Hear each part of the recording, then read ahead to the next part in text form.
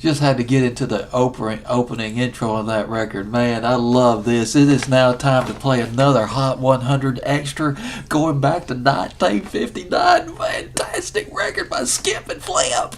Remember Skip and Flip?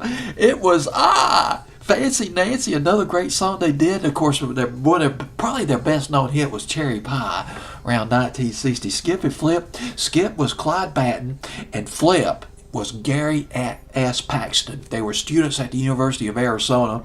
They were originally known as the Rockabillys when they sang together, and they were the Pledges when they were on Rev Records. They went through a lot of record labels, and they were Gary and Clyde. They were picked up by Time Records, and then they were switched to Brent Records, and that's when they came out with It Was I. Their first hit, 1959, went to number 11. Gary Paxton wrote that song. Fancy Nancy, I already mentioned that came after that. Fancy Nancy went to number 71, but Cherry Pie came back up to number 11.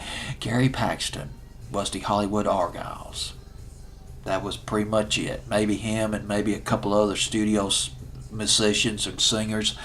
And they had that hit, Alley Oop, Hollywood Argyles, Alley Oop.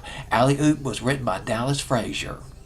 Dallas Frazier wrote Elvira and did the original version of Elvira in 1966, but became a monster hit by the Oak Ridge Boys in 1981.